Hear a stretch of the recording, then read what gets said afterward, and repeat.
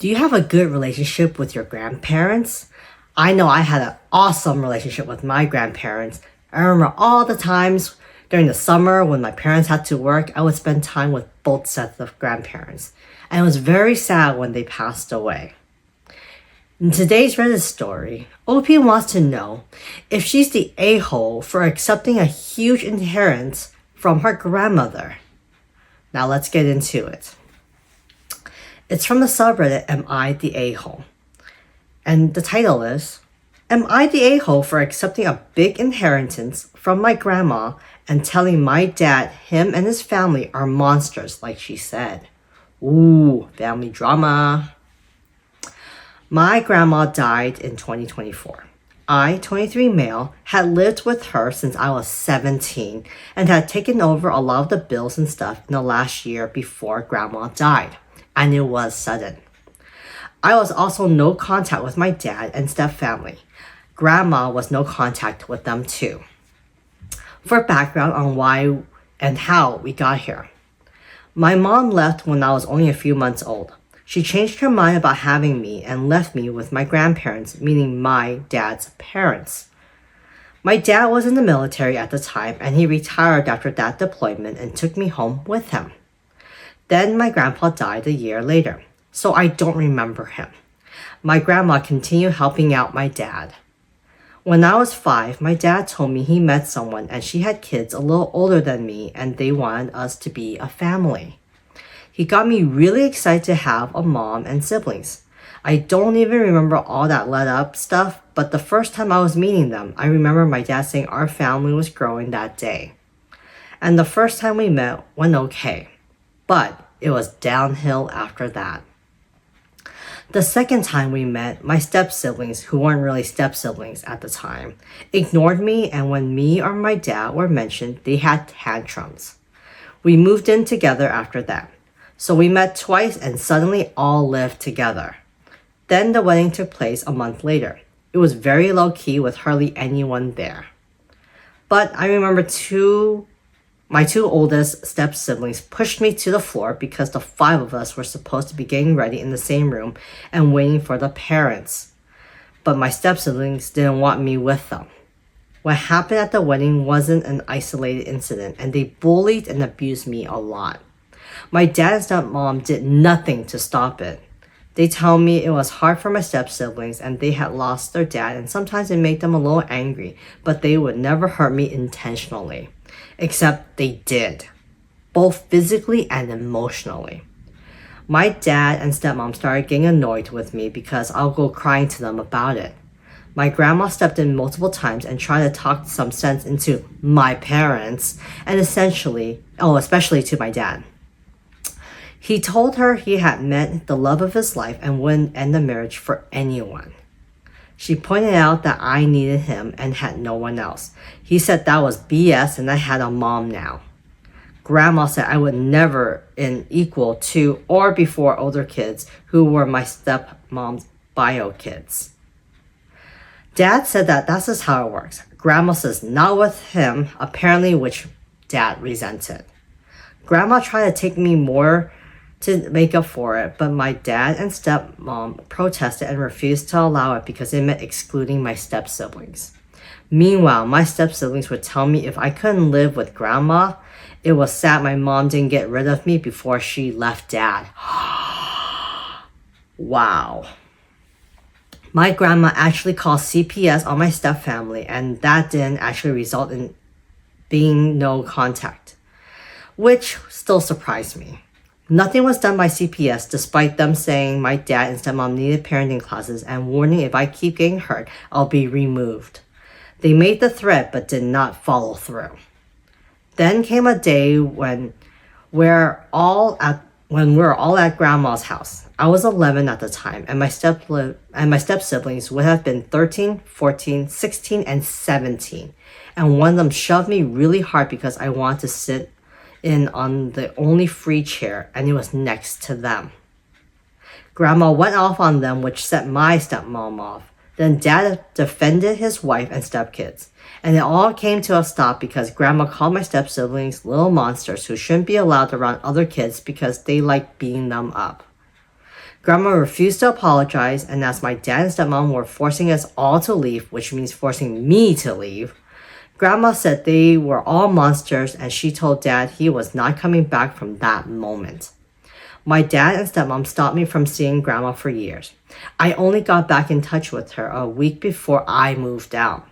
They called the police and tried to drag me back and accused my grandma of abusing my step-siblings, but I got to stay and no charges came from any of the accusations. Back to today. When Grandma died, she had a strong will in place. She left my dad $100. That was the minimum she could leave him so he couldn't sue for the rest, which she gave to me. I got Grandma's house, which was my dad's childhood family home. I got the rest of her money, her and Grandpa's sentimental possessions, and she had some investments too. My dad tried to go after it, saying as her only child he should get everything, but her will stopped it. She left nothing to his wife or her kids. So then they started contacting me, at first through lawyers, then on socials, saying I should be dividing it evenly and giving Dad what he deserves. Then shaming me for accepting it when she excluded my siblings. My dad even tried coming to the house to talk, and when he started to shame me for accepting it when she disrespected our family, I told him she was right and they were all monsters, that they didn't deserve anything. I only made him more mad. And saying that is what I'm mostly questioning because I feel like I've made my life harder. So, am I the a-hole? OP, you're absolutely not the a-hole in this situation. No way. First of all, your dad is supposed to be protecting you. I cannot believe he put his wife and stepkids above you. That just shows you what a selfish, inconsiderate, uncaring father he is to you, OP.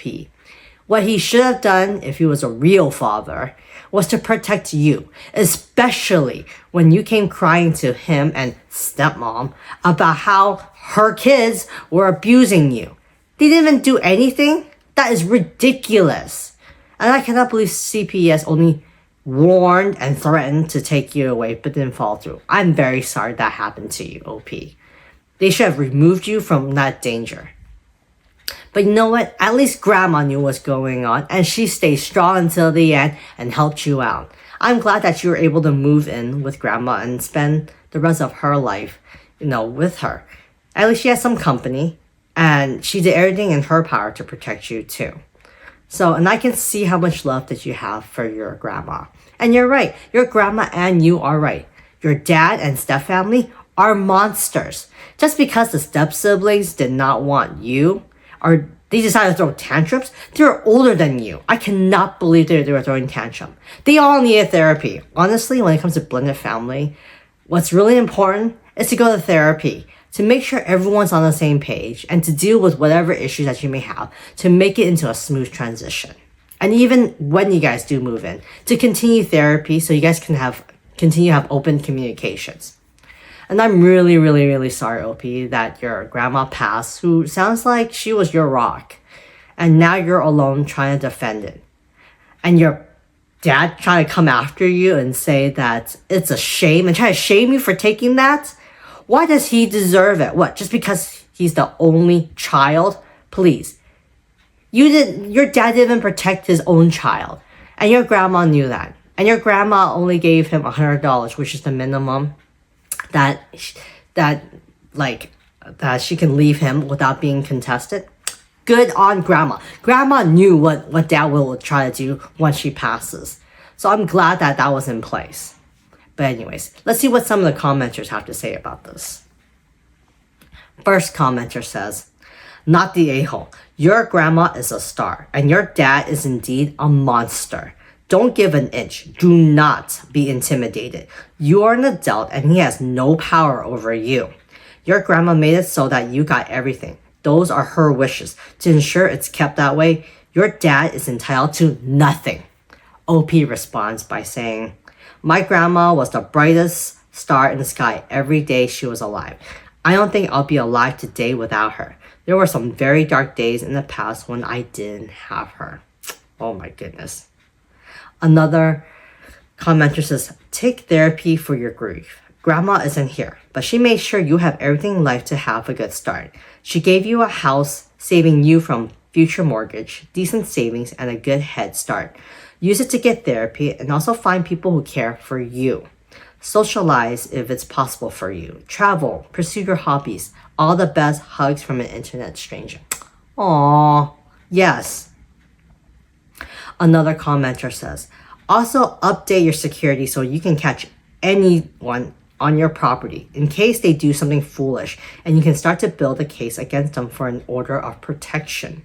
Please mute their number so you still get their messages and keep track of their harassment. Speak with your lawyer and find out what your options are.